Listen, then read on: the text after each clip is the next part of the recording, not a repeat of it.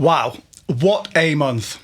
This has been way harder than expected, but also super rewarding. I've learned a ton about practice and also about myself. So in this video, I'm going to share what's working, what's not working, the progress that I've made, and changes that I'm going to make to my practice structure going forwards.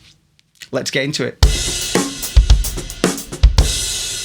Okay, let's start with the good stuff. First of all, my hands feel better than ever.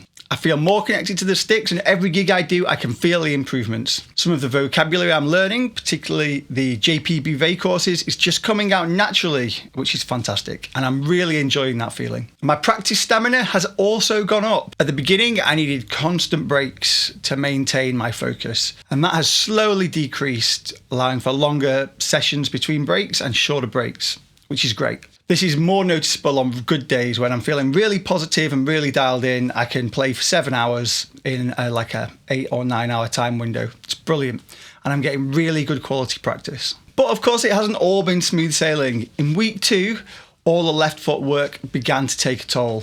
My left hip flexor started aching, and a couple of days I had to cut my practice sessions short or alter what I was practicing. On top of that, this schedule has been hectic, practicing 5 to 6 hours every day and then gigging Friday, Saturday, Sunday, some weeks each night till 2 a.m. One weekend, I ended up getting sick and I missed a day and a half of practice on the Monday and on the Tuesday, which is a real shame. However, because I stayed consistent the rest of the time, I still made solid progress. Practice stats. So how much did I actually practice in month 1? Well, quite a lot as it turned out. I managed to log 110 hours in April, which is really pretty good. It averages 5 hours a day for every weekday of April, which is, better than I could have hoped considering the time I'd had off. But of course, hours only matter if they're used well. So let's have a look at the breakdown of each of my practice sections and see how I did. Chops and fills. Chops. JP Bouvet's courses on right, left kick and on right, left kick in straight time. This month, in the right, left kick course, I focused on adding right, left kick to the vocabulary whilst keeping left foot time, of course. In JP's courses, it's broken down into downbeat lessons and an upbeat lesson. I expected to breeze through these since I already knew the pattern fairly well, but my left foot had other plans. Getting it to lock in with the right foot double was just absolutely impossible, and I had to slow it right down, and it took me well over 2 weeks to get this dialed in. Let's have a look at the comparison of the right, left kick course from month 1 versus this month.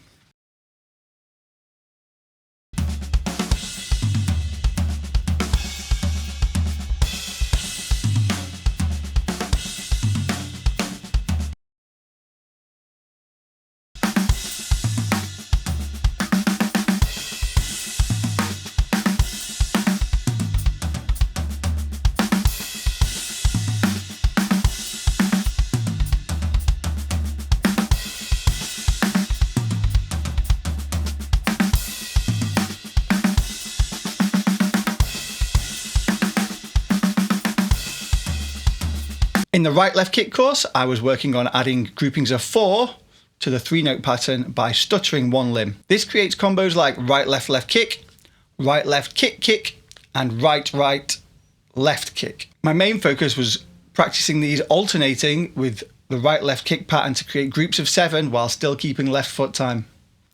And yes, you guessed it, when it came to doing right, left kick, the same coordination problem showed up. So part of my 2 weeks of drilling was also this, and it was frustrating for parts of it. Here's a couple of examples of me looping right, left kick with right, left kick, and right, left kick with right, left kick.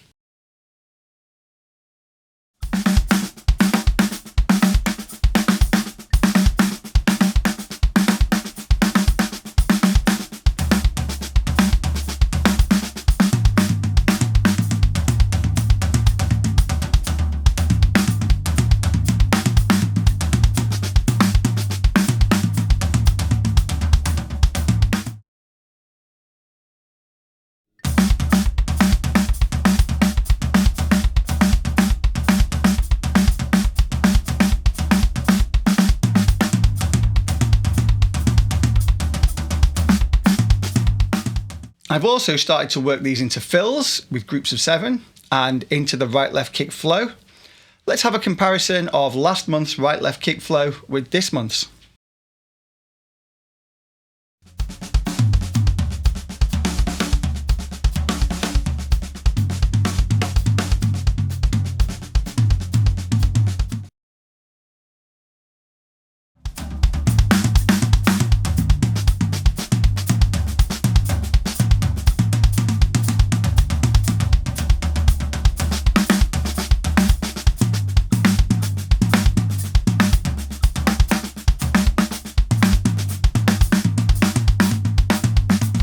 So what do you think? Can you hear a difference in these two courses?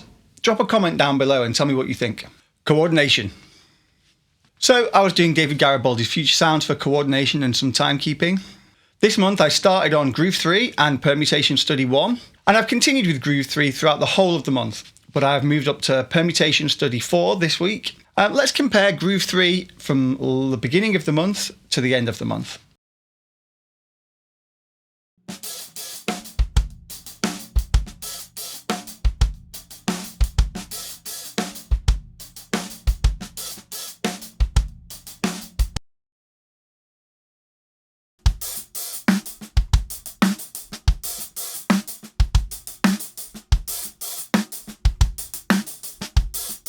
I only started Groove 4 yesterday and I'm nowhere near ready to record it. This is one of the longest exercises with the largest amount of examples. It's got 38 examples and is an absolute beast. So I think I'm going to be working on that at least for the entire month, if not longer. I'll give a progress update in the next video. Time playing. Halftime shuffles. This month I worked on the Bonham style shuffle from Fool in the Rain, which I gave an example of in the last video. And I also added 2 new songs.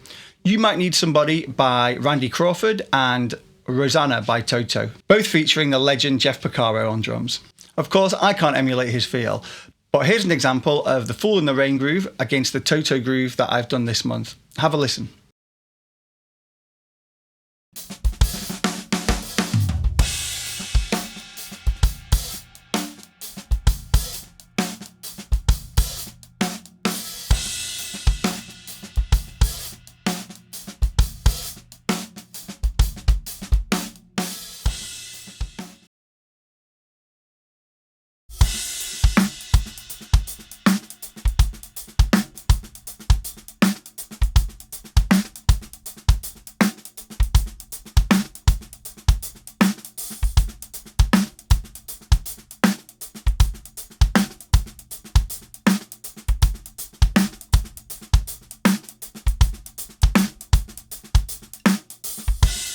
I also wanted to explore some fills in triplet time, and since I was doing so much on right, left, kick, kick, it seemed natural to mostly focus on that. Here's an example of me noodling around with that, mostly doing tom fills and some crossovers with the hi-hat and the toms. See what you think, let me know.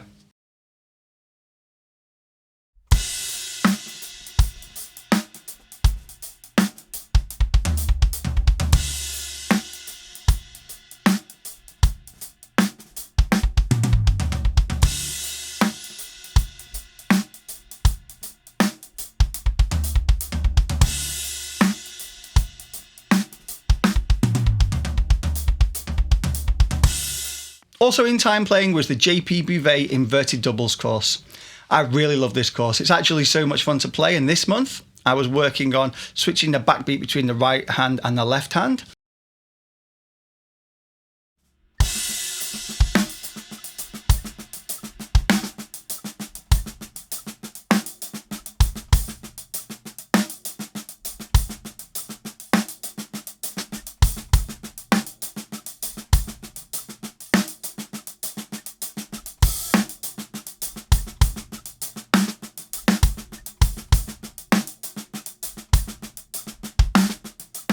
Hands, aka room for improvement. If you saw episode 1, you'll know I was doing Tommy Igoe's Great Hands for a Lifetime warm-up on the pad and Herters and 6-stroke rolls on the kit. But to be honest, this is the area where I made the least progress. Mostly ended up just noodling around with 6-stroke rolls, and the same with Herters. Not really doing any sort of contextual work or adding anything new. So additionally, I often skip the pad work entirely. It was a real shame. Here's me noodling with some Herters.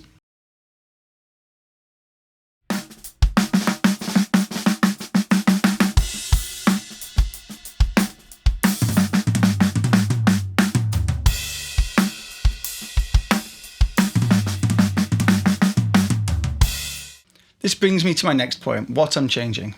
A few days after I dropped episode 1, JP Bouvet actually got in touch with me and kindly offered to send me a copy of his book on drumming, The Psychology and Philosophy of Improvisation. Now, I'll be honest with you, just the first chapter hit me hard, and it made me realise that I'd fallen back in with my hands work to what I was doing before. No structure, the work isn't contextually meaningful, it doesn't work towards improvisation. So this is my first major change. So here's the change. I'm getting rid of the pad work, the hurters and the 6-stroke roll. And I'm replacing it with JP Bouvet's paradiddles and doubles course. It's specifically designed to build creative improvisation options using those two rudiments in a focused and contextual way, and it's exactly what I need. So that's what I'll be doing. So what's coming next in the other courses? Well, of course, I'm going to continue on working on my triplet time, and that's been working fairly well, I think, so far. In the JP Bouvet right, left kick course, I'll be adding in a paradiddle variation JP calls paradiddle 2, which is right, left, right, left, right, left. I'm quite excited about this. Started it yesterday and it's a lot lighter on the kick drum, which allows a lot more space. It's going to really open up some new options in that vocabulary. So yeah, really excited for that. In the JP Bouvet right, left kick course, I'll be working on adding groups of 5 by stuttering 2 limbs at a time. For instance, right, left kick, or right, left, kick. The challenge is going to be looping these against left foot time again for me, and I am going to try looping just the groups of 5 on their own so I can get a feel for what that's like, as well as adding them into my flow. That's going to be real tough for me because of my coordination, but I'm excited to dig in. So how do I feel about my progress on reflection? I've not got as far as I thought I would, if I'm honest. I can feel the changes more than I can see them in much of the playing. And I know these will compound over time if I stick to what I've set out to do. What's really interesting to me is how a simple coordination challenge can take up so much time. And it doesn't seem to make that much difference in my playing. When you see those right, left kicks against the upbeats, you can, they sound good, but they're not a huge step, but they took up so much time. It'd be really interesting to see what happens with small adjustments and more efficiency in my practice. I would love to hear what you think of my progress so far, and if you've got any comments or feedback, please drop them down below. I will definitely respond. Now I'm going to play out with some of the vocabulary from the JP Bouvet courses, the inverted doubles course, the right, left kick, and the right, left kick. And this time I've left all the mistakes in there. I even stop at one point to tie my shoelace. So it's just me noodling. The idea is you're going to get a real idea of what my progress is and how well I can improvise. And hopefully this is going to improve over the coming months and year. And if you want to see how all of this compounds over the next 12 months, then follow me, like and subscribe, and let's go on this journey. See ya.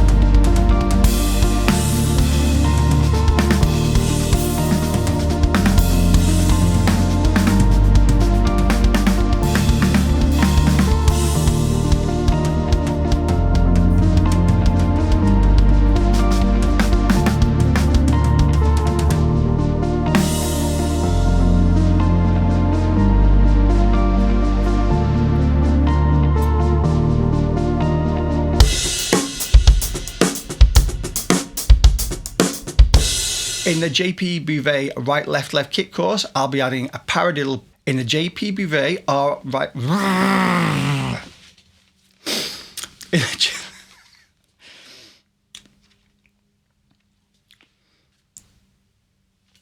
In the JP Bouvet... In the JP Bouvet...